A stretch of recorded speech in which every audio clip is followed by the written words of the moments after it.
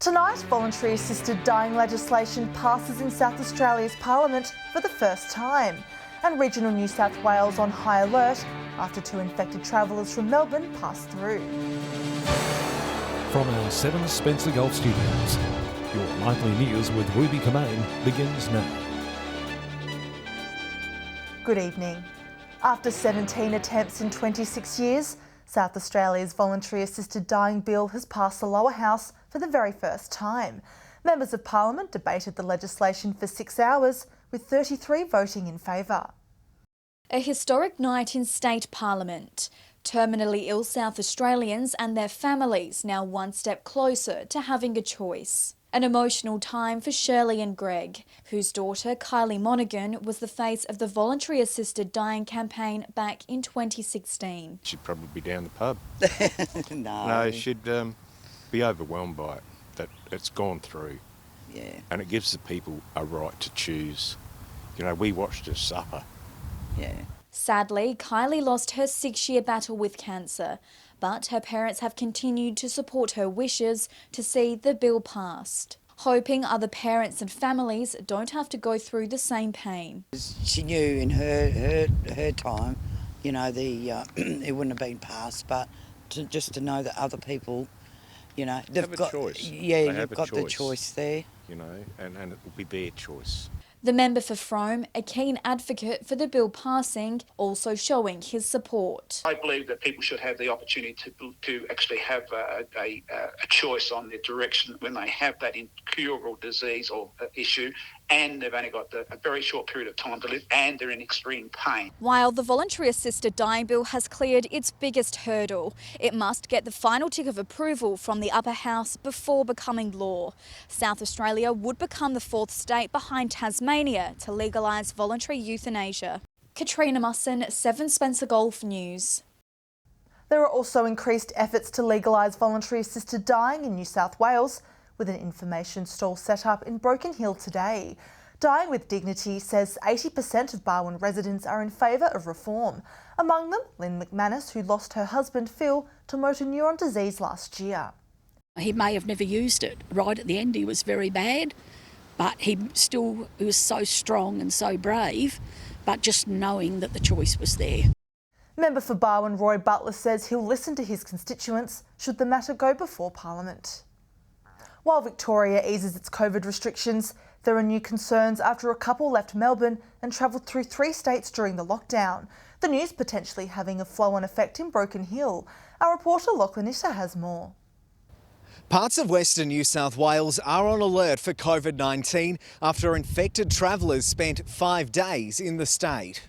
A woman in her 40s and her husband tested positive on the Sunshine Coast yesterday. The pair entered New South Wales, stopping in Gillimbah on the 1st of June, Forbes and Dubbo on the 2nd, and Moree on the 3rd and 4th. I understand the husband was here with a new job, so we know that that is one of the grounds that people can travel. At this stage, the only exposure sites are along the route the pair used to travel to Queensland. But given Broken Hill's close ties with Dubbo and the fact we have a direct air link to that city, we're told to remain cautious.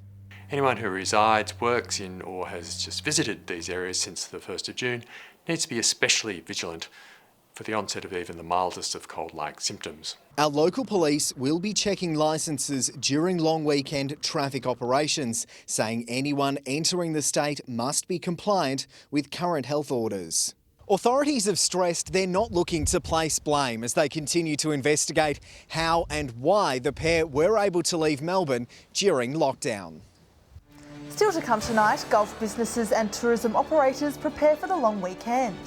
And Broken Hill residents search for rentals amid a tight market. We'll see you after the break.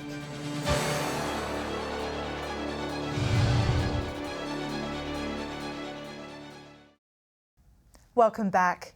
Port Lincoln Police is reminding the community to remain vigilant with their vehicle security following a number of recent thefts. Reports have emerged of property stolen from 2 parked cars on Hindmarsh and Swan Streets between Sunday night and Monday morning. There was no sign of forced entry, suggesting the cars were left unlocked overnight, opportunistic thieves entering the vehicles and taking the personal items. Police now reminding everyone to lock their cars. Meanwhile, the RAA is urging cyclists to put their safety first in an effort to achieve a fatality-free Queen's Birthday long weekend. Authorities say an increasing number of cyclists are putting their lives at risk riding at night without sufficient lighting. The watchdog says cyclists are among the most vulnerable road users and should take every precaution necessary to keep themselves safe.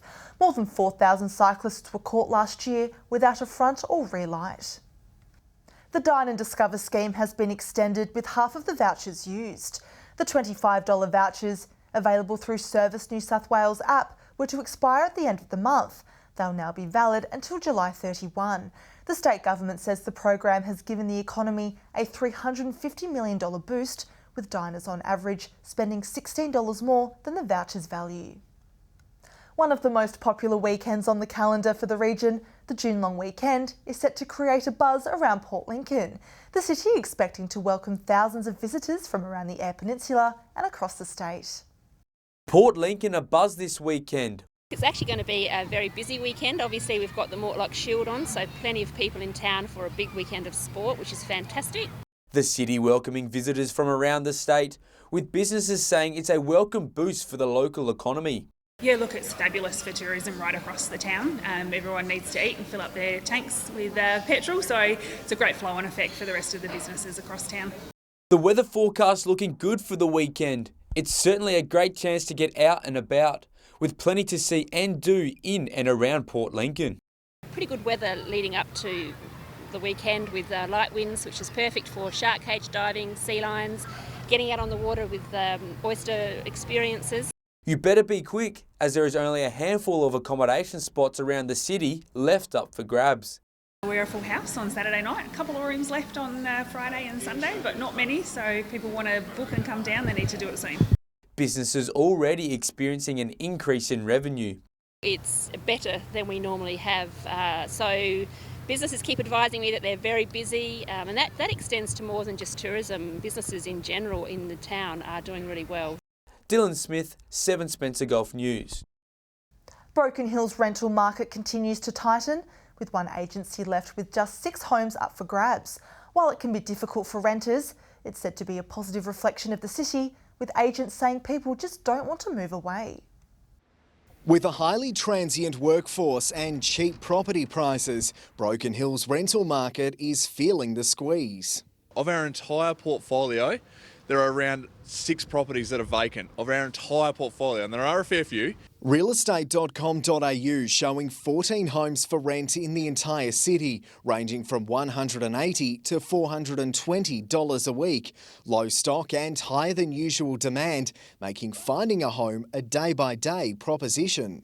Checking the websites every day. It's seriously, once something goes up, it can go away in a matter of a day or two. What isn't clear is exactly why there is such a demand. I think it's just that general people moving in and out of Broken Hill, which we always get, but also, there just seems to be not as many people moving out at the moment.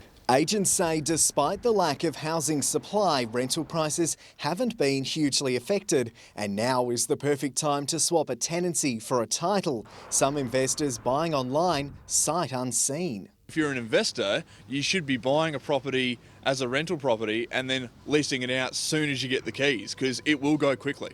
Standing out and showing interest, one way to improve your rental chances. Register your interest with all agents, make sure that you have a quality application and, be prepared to get out there and inspect the properties when available. Lachlan Itter, 7 Spencer Gulf News. Stay with us after the break. Powerful winds overnight caused chaos in Broken Hill. And a new Uni Hub Spencer Gulf campus opens up at Kadina. We'll see you again shortly.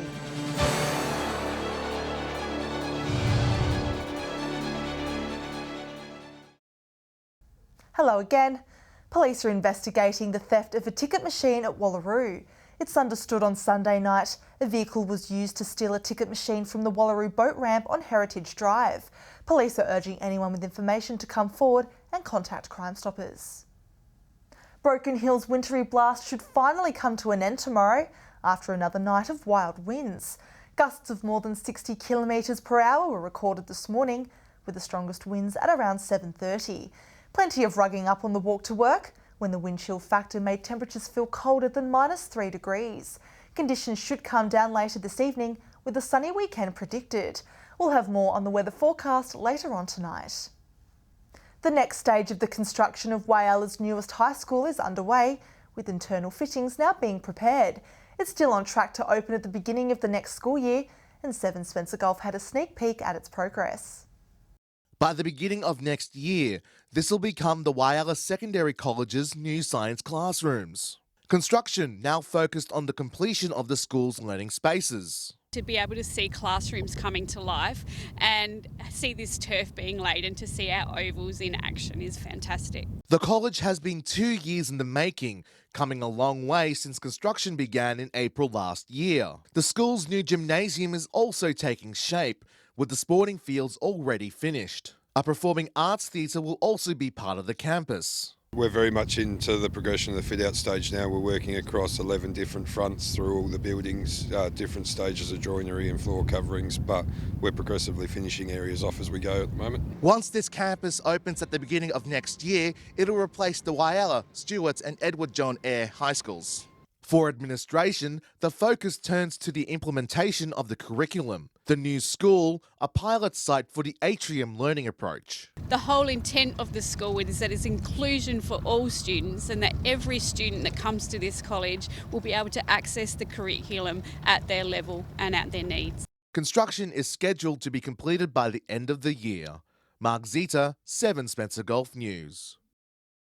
Meanwhile, more regional students will now have access to a campus with the official opening of the Copper Coast University Centre.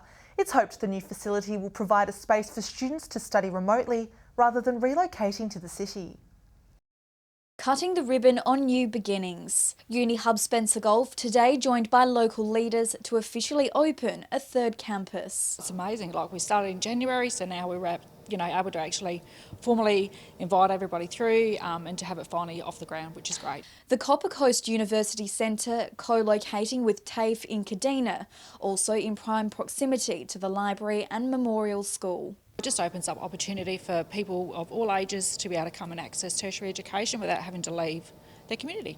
Just a really great opportunity. You know, our youth is our future, and if they leave the community, sometimes they just don't come back. The member for Grey acknowledging $1.1 million in federal government funding to support the campus over the next 3 years. We've been funding these types of hubs around Australia because we know we need people with high skills living in the country, and there are a cohort of people for one reason or another who may not be able to go to the city to go to major universities. The Uni Hub will soon open its mid-year enrolments, with those thinking about studying encouraged to get in contact. Give it a go, you never know, and tertiary education's for everyone. Katrina Musson, 7 Spencer Gulf News.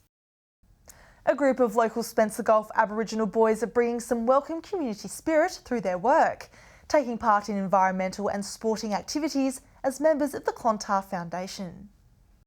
Giving back to the community in a big way. These boys making a difference in Whyalla by cleaning up the foreshore.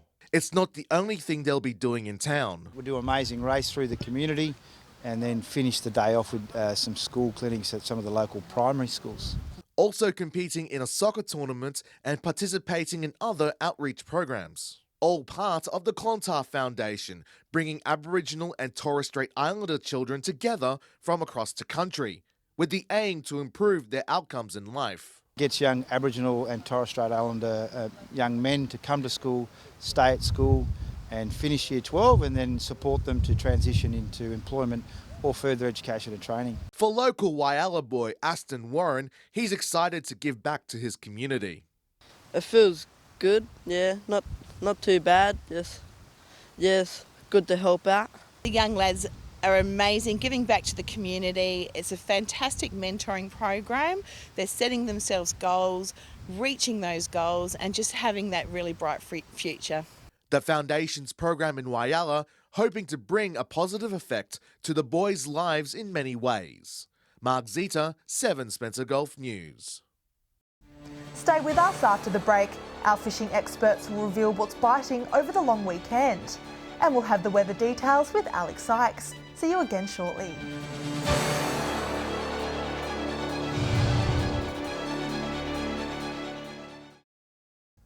Welcome back. The Nautilus Arts Centre is playing host to an Australian dance theatre production this weekend, with South set to hit the stage on Saturday night. The event, a deeply moving reflection on the treacherous journey taken by South Australian explorer Sir Douglas Mawson across Antarctica. Tickets are selling fast, so visit the Arts Centre website or head in store to the box office. Time now to check what's biting when we drop a line in the Spencer Gulf this weekend. Here are our fishing experts from across the region with their tips. G'day and welcome to this week's Fishing Tips from Port Augusta, Jewel North. Well, there's been some pretty bad weather at the moment and a little bit more to come, so what'll come with that, some nice waves stirring up those middle banks. The tip is there, if you're trying for silver whiting, go out on top of the banks, and also the King George whiting, try a little bit shallower as well. That'll actually stir up a few flathead as well, make it a little bit harder on the troll for the salmon up and around the creeks, but they should still be in there. The odd kingfish is still getting spotted around the place, and a couple are landed up around the train bridge. There have been some reports of a few crabs getting caught, but you have to wait a fair while before they even look like even getting in the nets. And that's all we have for the Jewel North. Welcome to another week around the Gulf Fishing Tips. A long weekend coming up, freezing cold weather. It's really turned our King George whiting on, so most of the hot spots that you would look from around the place, you know, from Checkerboy, Eastern Shoal, top end of Ward Spit, Third Creek patches will all produce good King George whiting over this weekend, so make sure you have a shot at it. Weather conditions will be not too bad, so just keep an eye on that willy weather as you're going out and all that sort of stuff. A lot of salmon trout floating around the place as well. Those last silver whiting, if those of you are brave enough to bear the beaches, you might find a few of those stragglers just getting around, but lots of squid and big sized tubes, so don't forget to always dangle a squid jag over while you're there. That's all we've got this week. We'll see you next week. Hi, Whalers Fishing Tips this week. The weather has been terrible, unfortunately not a lot of fishing done, but some great news, some good weather coming in this weekend. Some areas to target would be the local jetty for some squid, the foreshore for some silver whiting, down towards the Point Lowly and Becky Point and Fitzgerald Bay areas there's been some nice snook there land-based, and bundles of squid and the whiting are really starting to move in good across the Cowlards Landing. If you're willing to venture out a bit further off in the boats, definitely the Eastern Shoal has been the go-to grounds for the King George whiting. G'day and welcome to Fishing Tips in Port Lincoln. Well, we've definitely settled into a bit of a winter pattern now with a fair bit of wind.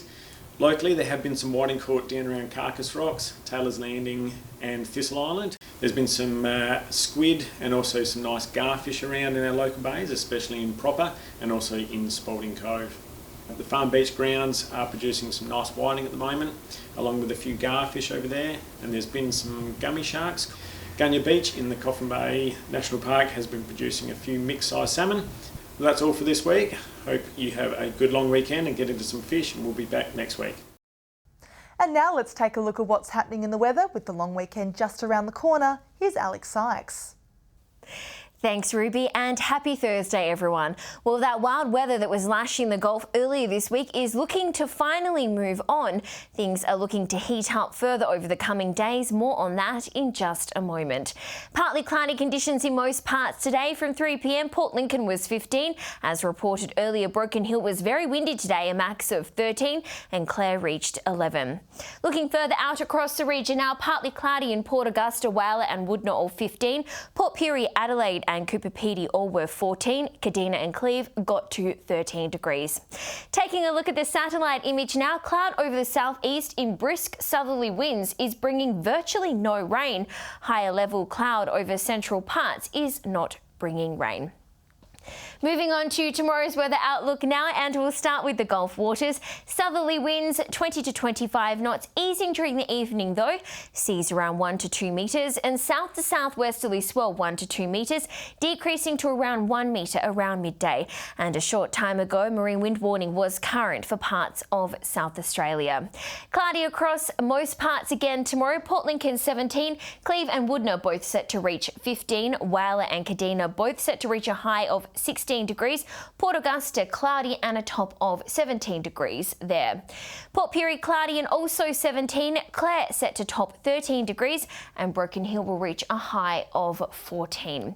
Taking a look at that all-important weekend forecast now, cloudy conditions across the Gulf on Saturday. Cooper Pedy will be a max of 21, Woodna, Whyalla, Port Pirie, Port Lincoln and Adelaide all 17 degrees, Kadina and Adelaide both 16. The wet conditions will return in some parts But on Sunday, showers forecast for Woodna, Whyalla, Port Pirie and Port Lincoln. Partly cloudy across everywhere else. Temperatures mainly in the mid-teens and low 20s. And looking ahead to next week, similar conditions again on Monday. Showers for Port Pirie, Kadina, Port Lincoln and Adelaide. Partly cloudy across the rest of the region. Temperatures mainly in the mid to high teens. So don't pack away the wet weather gear just yet, Ruby, and that's all the weather from me for tonight. It's back to you. Wonderful, thanks for that, Alex. And that's the local news this Thursday evening. Thanks for joining us. I'll have updates later. Until then, enjoy your evening and we'll be back tomorrow with more local news. Good night.